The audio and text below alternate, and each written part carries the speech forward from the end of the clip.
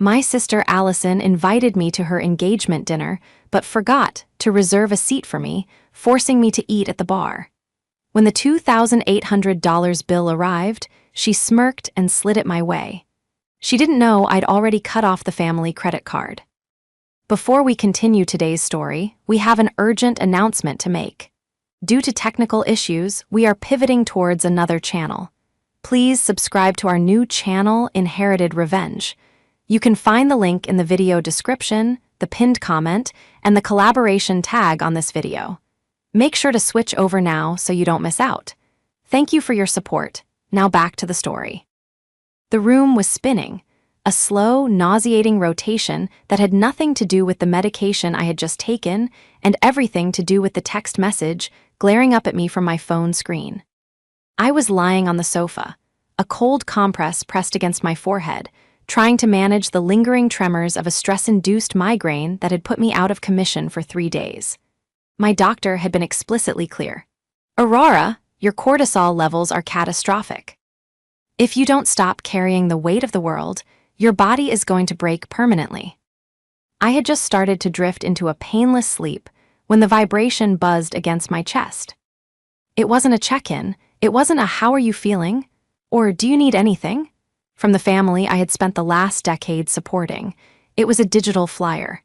A gaudy, gold-font JPEG announcing, "Allison and Brandon, the engagement dinner. Chez L'Argent. Friday, 7:00 p.m. Be there to celebrate love." Beneath the image, a separate text bubble from my mother, Melody, popped up. "Don't be late this time. Brandon's parents are coming and we need to make a good impression. Wear something that doesn't look like office wear." I stared at the ceiling, the familiar, bitter taste of resentment rising in my throat. I was 34 years old, a senior forensic accountant who spent 60 hours a week hunting down hidden assets and untangling financial fraud for Fortune 500 companies. I had bought my mother's house. I paid my sister Allison's rent. I had financed the very car Allison drove to her content creation shoots. And yet, here I was, curled up in a blanket, physically broken from overwork, being summoned like a servant to foot the bill for a party I hadn't even been consulted on. The audacity wasn't surprising, that was the tragedy of it. It was expected. They didn't see a sister or a daughter when they looked at me, they saw a walking bank account with a pulse. But this time, the entitlement felt sharper, heavier. Maybe it was the fever, or maybe it was the realization that while I was dissolving under the pressure, they were busy planning how to spend money I hadn't even earned yet. I closed my eyes, the light of the phone screen burning an afterimage behind my eyelids. I realized then that the headache wasn't just physical. It was the crushing weight of a realization I had been avoiding for years. They didn't love me. They loved what I provided. And as I looked at that demand, "be late," I felt something snap. It wasn't a loud crack, but a quiet, irreversible fracture in the foundation of my loyalty. The betrayal was worse than the diagnosis itself. "You are not going," Mila said. Her voice was calm, dangerous, and low, the tone she used when she was cross-examining a hostile witness. Mila, my partner of 4 years and a corporate litigation attorney who terrified grown men for a living, was standing in our kitchen, chopping vegetables with a precision that was almost violent. She had seen the text. She had also seen me vomiting from stress 2 hours prior. "I have to go, Mila," I whispered, pulling the blanket tighter around my shoulders as I sat up. "If I don't, Melody will call me every 15 minutes until I answer. Allison will post some passive-aggressive story about fake family on her Instagram. It's easier to just show up, endure the 2 hours, and leave." "It is not easier, Aurora," Mila countered, setting the knife down with a sharp clack. She turned to face me, her eyes dark with protective fury. "They are bleeding you dry. You just paid off Allison's credit card debt. Again, $6,000, Aurora, and now they want you to show up to a dinner at Chez L'Argent? Do you know the prix-fixe menu there starts at $200 a head? Who do you think is paying for that?" I looked away, staring at the floor. We both knew the answer. "It's her engagement, Mila.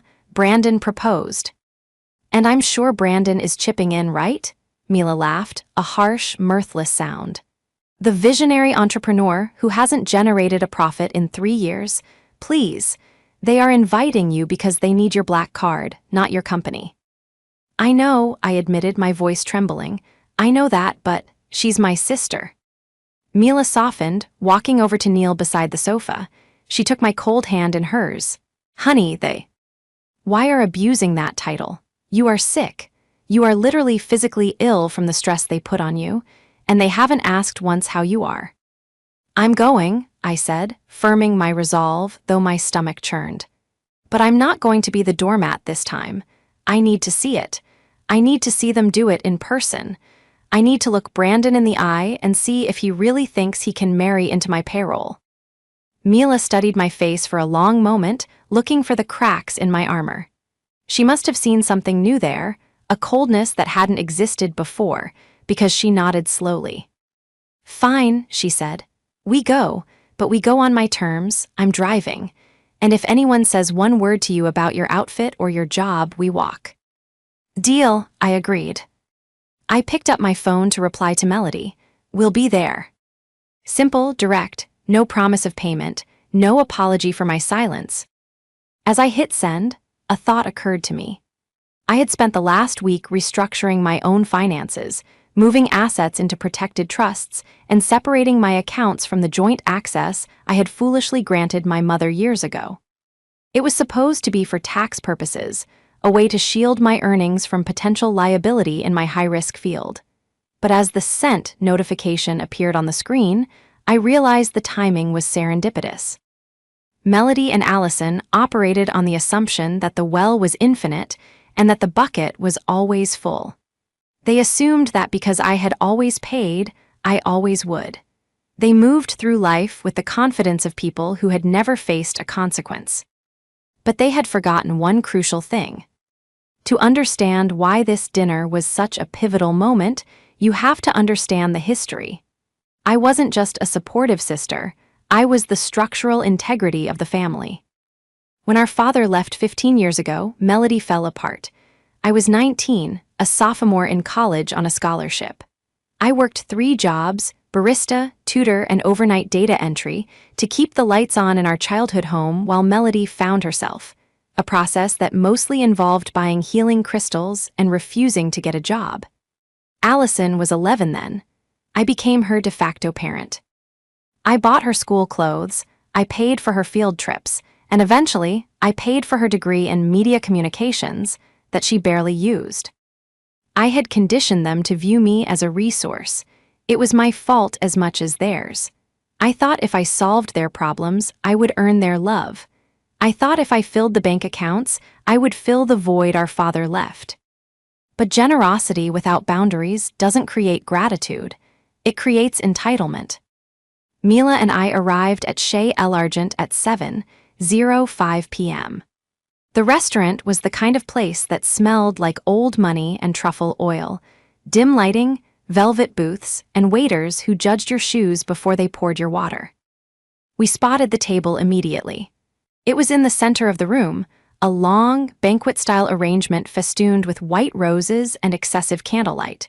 My mother, Melody, was already seated, holding a glass of champagne, laughing loudly at something Brandon's father was saying. Allison was posed at the head of the table, snapping a selfie with her ring hand extended, finding the perfect lighting. And then there was Brandon. I had met Brandon only 3 times, and each time left me feeling like I needed a shower.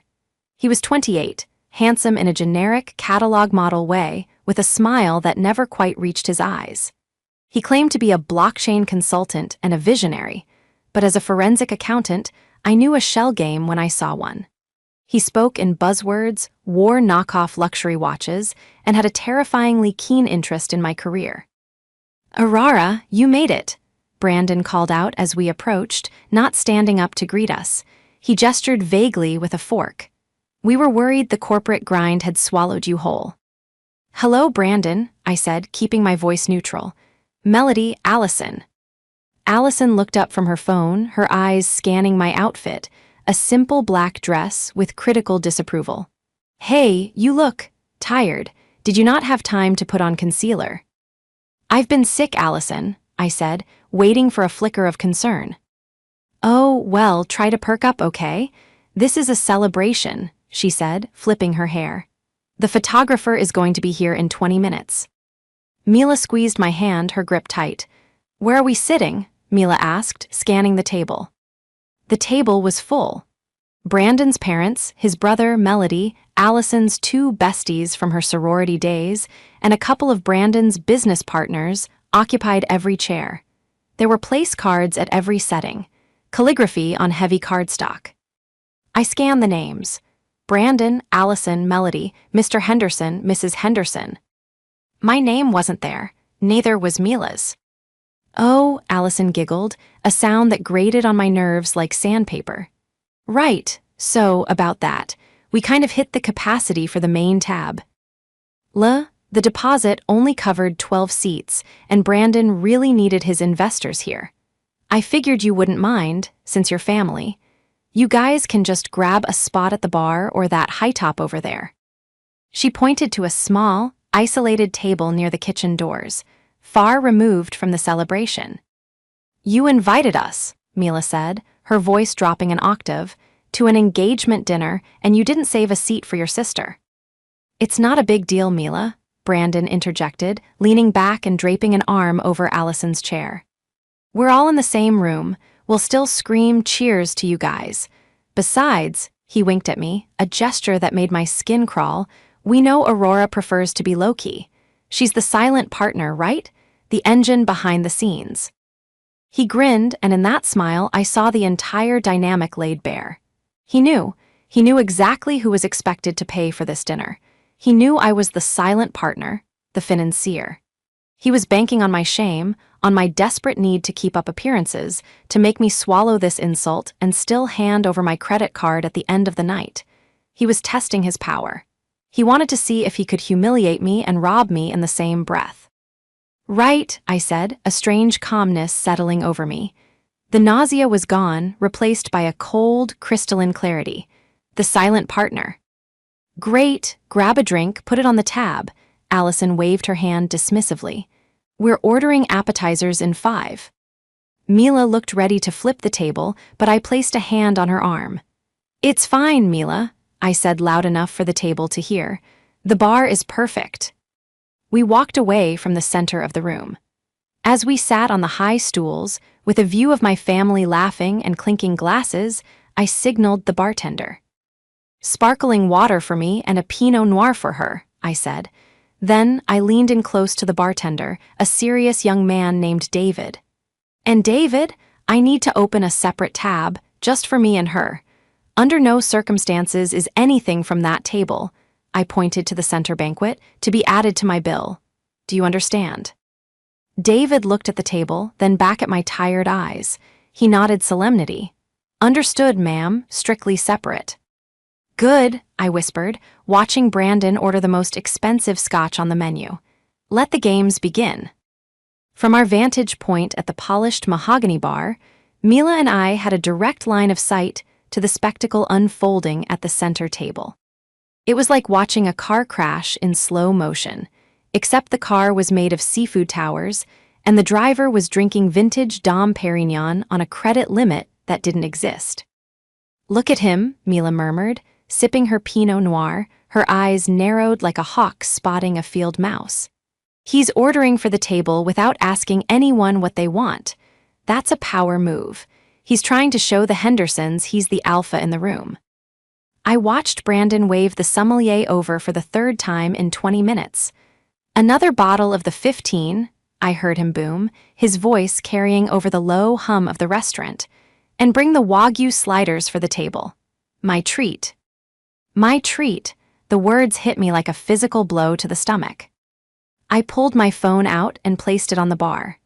My hands were still trembling slightly, a residual effect of the fever that was just beginning to break, but my mind was sharpening by the second. I opened my banking app. "What are you looking for?" Mila asked, glancing down at the screen. "Confirmation," I whispered. I navigated to the alert section of my primary checking account, the one I had shared with Melody for emergencies since I was 22. For years, Emergency had been loosely interpreted to mean anything from a flat tire to a last-minute trip to Cabo for Allison's mental health. But 3 days ago, from my sickbed, I had finally severed the link. I had transferred the bulk of my liquid assets into a new, high-yield trust account solely in my name and put a strict freeze on the joint card. I scrolled down, there it was. Decline transaction, $4,500, the Ritz-Carlton, Maui. 2:15 p.m. today. Decline transaction, $4,500, the Ritz-Carlton, Maui. 2:16 p.m. today. Decline transaction, $200, Uber Black. 6:30 p.m. today. He tried to book their honeymoon this afternoon, I said, sliding the phone toward Mila. And he tried to take a luxury car here tonight. Both declined. Mila let out a low whistle. So he knows, he has to know the card is dead. Or he thinks it's a glitch, I corrected, watching Brandon laugh raucously at something Mr. Henderson said, leaning in too close, invading the older man's personal space. He's arrogant enough to assume I just forgot to pay the bill or hit a limit. He doesn't think I have the spine to actually cut him off. I tapped on another app, a secure portal I used for work. It was a background check service, LexisNexis, the kind usually reserved for vetting corporate mergers or INV. Estigating embezzlement. I had run a preliminary check on Brandon Miller the day Allison announced the engagement, but I had been too sick to do a deep dive. Now, fueled by the adrenaline of the insult, I logged in. Aurora, Mila warned softly, you're working. I'm protecting my investment, I countered. If I'm the silent partner, I have a right to audit the books. I typed in his full name and the date of birth I'd seen on the party invite. The search wheel spun for a moment before populating a dense list of public records. My eyes scanned the data and my breath hitched. What is it? Mila asked, sensing the shift in my posture. He claims to be a blockchain consultant with holdings in Dubai, I said, my voice barely a whisper. But according to this, he has 3 active liens against him in Florida. He was evicted from an apartment in Miami 6 months ago. And his consultancy firm, it's an LLC registered to a P.O. box in Delaware that was dissolved by the state for failure to pay taxes last year. I looked up at the table. Brandon was currently holding court, gesturing wildly with a crab leg. He wasn't a visionary. He wasn't even a successful con artist. He was a drowning man looking for a life raft, and he had decided my family was the Titanic he could climb aboard. He's broke, Mila, completely insolvent. He's using this dinner to pitch the Hendersons on some investment, hoping their money covers his debts before the wedding. Mila's expression hardened from annoyance to professional lethality. And he thinks you're going to cover the overhead costs of his scam tonight. He's betting on it, I said, locking my phone. He thinks I'm too weak to cause a scene. He thinks I'll just pay the bill to save face for Allison. I looked at my sister. She was glowing, oblivious, laughing at something Brandon whispered in her ear. She was selfish, yes. She was entitled, absolutely. But she was being played by a professional. The trap is set, I said, taking a sip of my sparkling water. Now we just wait for the bill. The dinner lasted 2 agonizing hours. Mila and I ate our modest salads and shared a plate of truffle fries, keeping our heads down while the bill at the main table swelled like a ticking bomb. I watched them order desserts, gold-flaked chocolate mousse, a flight of expensive cognacs for the men, and saw the waiters scurrying back and forth with deferential nods. Around 9:30 p.m., the atmosphere at the main table shifted. The laughter died down, replaced by the sluggish, heavy satisfaction of a meal that cost more than a used sedan. I saw Brandon signal David, the waiter. He made a sweeping, grandiose signing motion in the air, the universal gesture for bring me the damage. David arrived with the leather folder. He placed it gently on the table in front of Brandon. I watched, my heart hammering against my ribs, as Brandon didn't even open it. He simply smiled, tapped the folder, and pointed a finger directly across the room. At me. I saw him mouth the words, "My sister-in-law, over there." David hesitated. He looked at Brandon, then at the folder, then over at me. He was a good waiter. He remembered my instructions. He shook his head politely and said something back to Brandon. Brandon's smile faltered. He pointed again, more aggressively this time. The investors, Mr. and Mrs. Henderson, were watching the exchange with confusion. Melody leaned in, looking concerned. David picked up the folder and walked over to the bar. "I'm terribly sorry to disturb you, miss," David said quietly, placing the folder on the bar between us. "The gentleman insists that you are the host of the party." I didn't open the folder. "David, what did I tell you when I sat down?" "That you have a separate tab, and under no circumstances were you paying for the table," he recited perfectly. "Exactly. Please return the bill to the gentleman who ordered the food. My partner and I will take our check, please." David looked relieved to have a clear directive, even if it meant walking back into the line of fire. He nodded and returned to the table. He placed the folder back in front of Brandon and spoke firmly. The reaction was immediate. Brandon's face turned a shade of red that clashed violently with his tie. He stood up, his chair scraping loudly against the floor. The entire restaurant seemed to go silent as he marched across the room toward the bar, with Allison trailing nervously behind him. "Aurora," Brandon barked, his voice loud enough to turn heads 3 tables away. "What is the meaning of this? Why is the waiter giving me the bill?" I swiveled slowly on my bar stool to face him. I didn't stand up.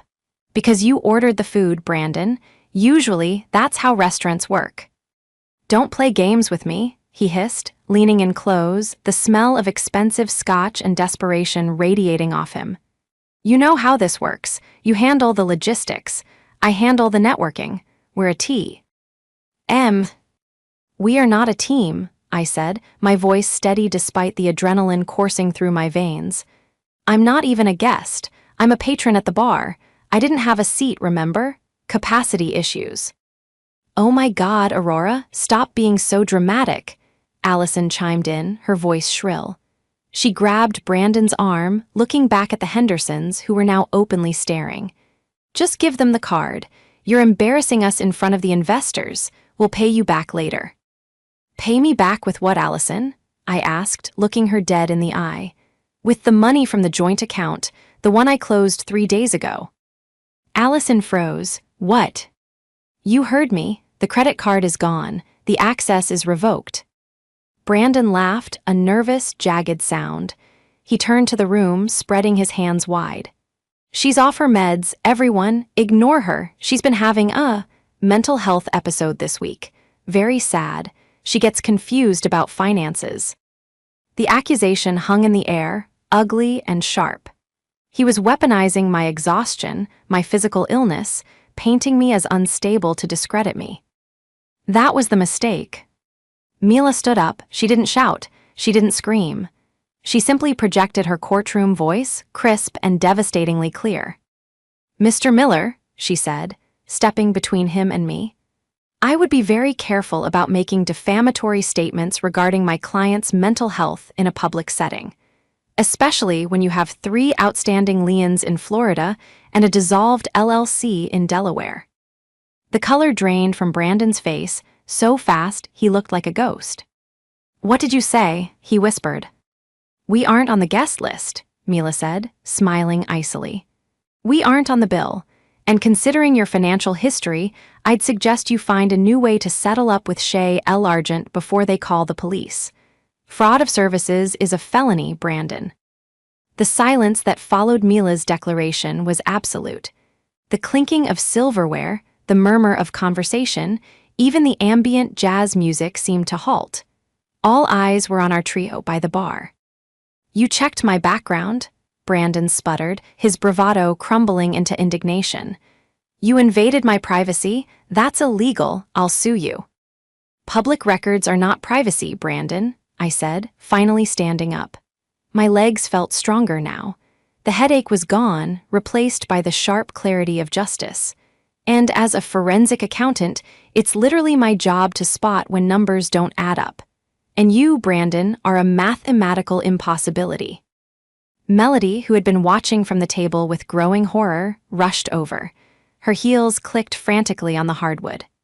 Aurora, stop this immediately. You are ruining your sister's night. Just pay the bill. We can discuss this at home. No, Mom, I said, turning to her. We can't, because there is no home to discuss it in. Not when you pay for anyway. I'm done. What do you mean you're done? Melody demanded, her hands fluttering nervously. Brandon is family. He's going to take care of Allison. He can't even take care of a dinner check, Mom. I gestured to the folder still sitting on the bar. The bill is $2,800. Ask him to pay it. Right now. If he's the wealthy entrepreneur he claims to be, this should be pocket change. Go ahead. Ask him. Melody turned to Brandon, expecting him to laugh it off and produce a platinum card. Brandon, darling, just pay it and we'll sort it out with Aurora later. She's clearly having a bad reaction to her fever. Brandon shifted his weight, tugging at his collar.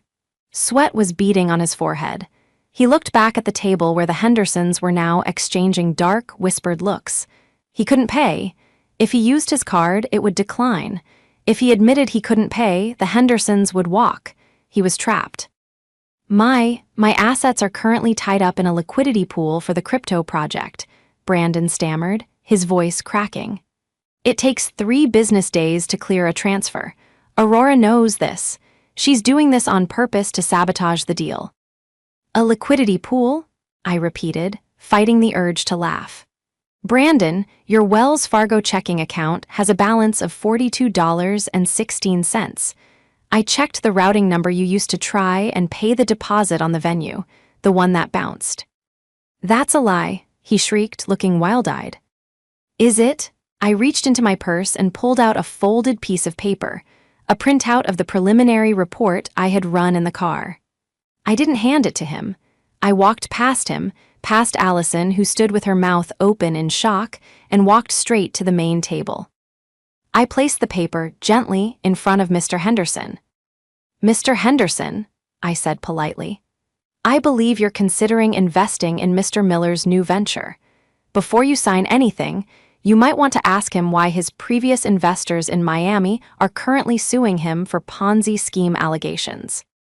Mr. Henderson picked up the paper. He put on his reading glasses. He read the first few lines, and his face went rigid. Aurora, Allison screamed, running over and grabbing my arm. What are you doing? You're jealous. You've always been jealous because I'm the happy one. You're just a bitter, lonely workaholic who wants to ruin everything. I looked at my sister, really looked at her. She wasn't glowing anymore. She looked small, mean, and terrified. She knew, deep down she had to know, she just didn't want the party to end. I'm not jealous, Allison, I said, gently removing her hand from my arm. I'm exhausted. I've paid for your clothes, your car, your rent, and your mistakes for 10 years, but I'm not paying for your divorce. And if you marry him, I pointed at Brandon, who was currently being cornered by the restaurant manager. That is exactly what you're buying. Excuse me, Mr. Henderson said, standing up abruptly. He didn't look at Brandon, he looked at his wife. We're leaving. Wait, John, please. Brandon rushed toward them, but the manager blocked his path. Sir, the manager said, his voice dropping to that terrifyingly polite register that precedes a call to the authorities. We need to settle the bill before anyone leaves the premises. She's paying, Brandon pointed at me again, desperate. She's the sister, she has the money. I have a separate tab, I said to the manager. My partner and I are settling our $40 bill. As for the rest, I looked at the table laden with half-eaten lobster and empty bottles of wine. I believe the groom insisted it was his treat. The manager nodded and turned back to Brandon. Sir, card or cash, now, or I call the police. The restaurant was dead silent. Allison was sobbing. Melody was staring at me as if I had grown a second head. Brandon looked like he was about to vomit. The silence in Chez L'Argent was heavy, a suffocating blanket woven from embarrassment and the thrill of witnessing a public execution. The air conditioning hummed, a low drone that seemed to amplify the sound of Brandon's panicked breathing. Sir, the manager repeated, his voice devoid of any warmth. He was a tall man with impeccable posture, the kind of person who dealt with declined cards discreetly unless the patron was making a scene. I need a form of payment. Now. Brandon patted his pockets for the fourth time, a pantomime of searching for a wallet we all knew was empty. I told you, my bank flagged the transaction because it's a large sum. It's for my protection, if you just let me call them. You've had 20 minutes to call them, the manager said, checking his watch. The card is declined. The backup card is declined. The digital wallet is empty. Mr. Henderson, the investor, who was supposed to be Brandon's golden ticket, stood up. He was a man who wore suits that cost more than my first car, and he looked at Brandon with the kind of disdain usually reserved for something stuck to the bottom of a shoe. Brandon, Mr. Henderson said, his voice carrying the weight of finality. We're leaving. No, John, wait. Brandon lunged forward, grabbing the sleeve of Mr. Henderson's jacket. Please, just cover the bill for tonight. As a sign of good faith, I can have the funds wired to your personal account by Monday morning with interest. 10% interest. Mr. Henderson peeled Brandon's fingers off his sleeve as if they were contaminated. You invited us to dinner to pitch a business proposal based on liquidity and high-yield assets. Yet you cannot pay for a lobster thermidor. Do you take me for a fool? It's a glitch, Brandon screamed, his voice cracking. It's fraud, Mrs. Henderson corrected, stepping out from behind her husband. She looked at me, then at Allison, her gaze withering. And to think we were considering introducing you to our network. You're not entrepreneurs, you're grifters. She turned to me. You're the sister, the accountant. I am, I said, meeting her gaze steadily. Smart girl, she nodded once, a sharp, appreciative gesture. You cut the rope before the anchor dragged you down. Good for you. With that, the Hendersons walked out. The heavy oak doors swung shut behind them with a definitive thud that echoed like a gavel strike. Now look what you've done, Melody shrieked. She turned on me, her face contorted in a mask of fury I hadn't seen since I refused to co-sign a loan for her boutique idea 5 years ago. You chased them away. You humiliated him. Are you happy now? You've ruined your sister's future. I didn't ruin anything, Mom, I said, my voice calm, almost detached. It was strange. For years, her anger had been my command. It had been the trigger that made me open my wallet just to make the yelling stop. But tonight it just sounded like noise. Brandon ruined it.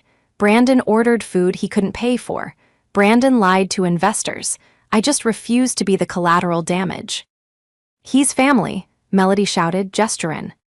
To where Brandon was now arguing with the manager about a payment plan. Family helps each other. Family doesn't steal, Melody, Mila interjected, stepping forward. She crossed her arms, her posture unyielding.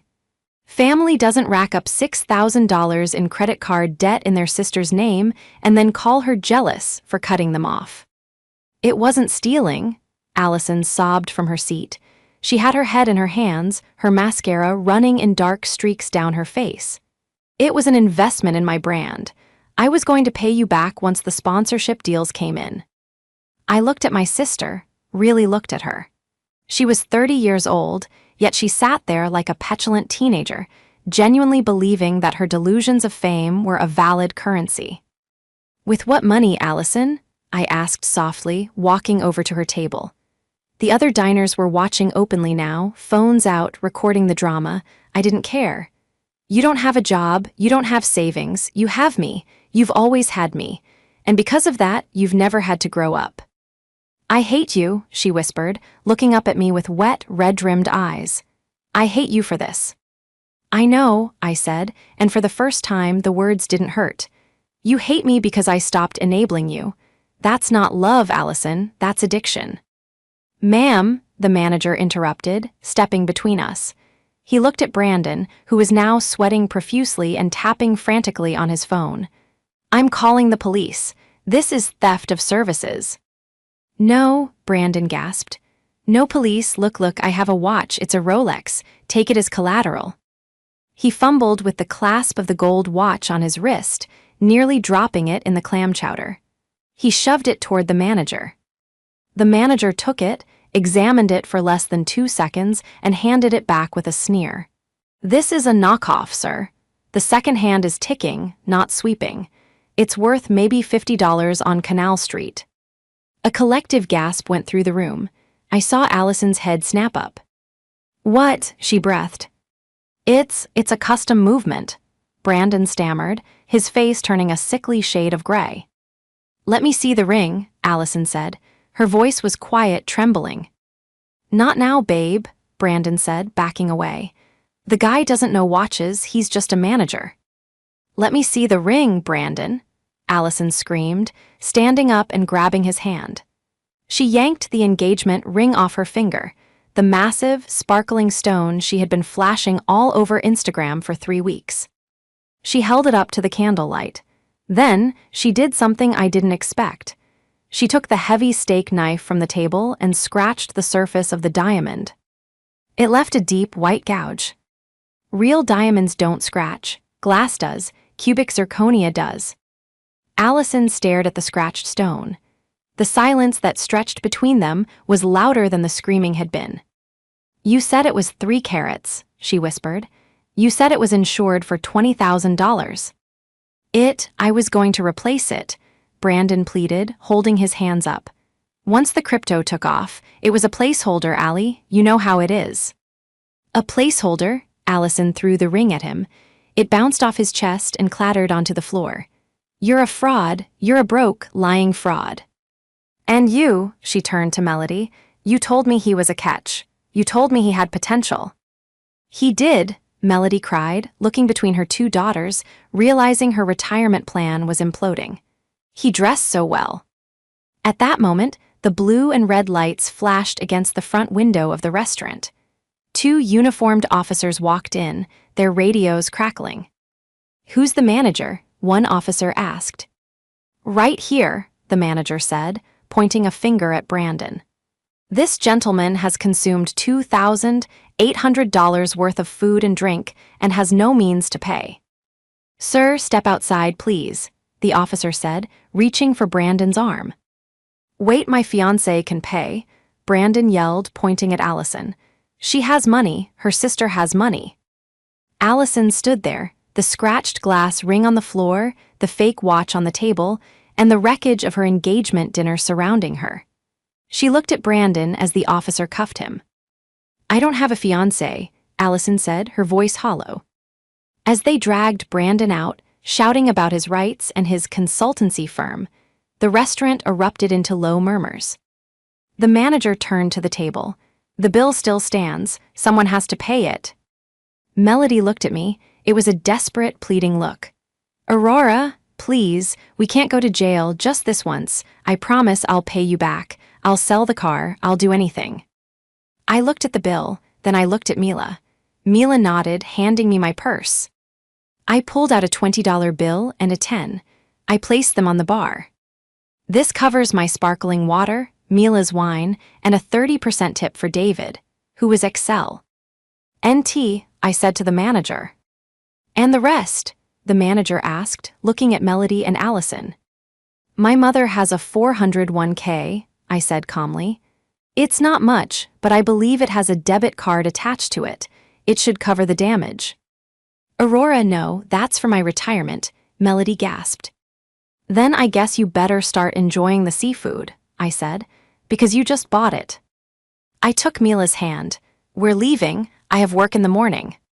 We walked out of the restaurant, past the police car, where Brandon was being shoved into the back seat, past my mother crying over her retirement fund, past my sister staring blankly at a menu she couldn't afford.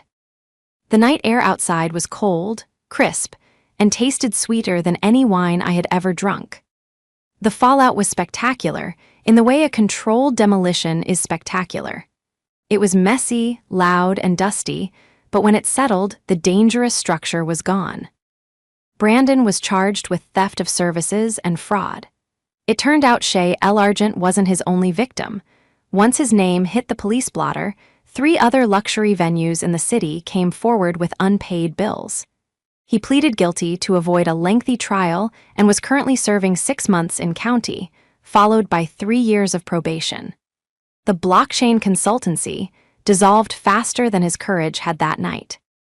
The bill at the restaurant, all $2,800 of it, was eventually paid. Melody had to liquidate a significant portion of her small retirement savings to cover it, plus the legal fees for the disorderly conduct citation she received for screaming at the officers. It was a harsh lesson in economics. If you order the lobster, you better have the cash. For the first month, my phone was silent.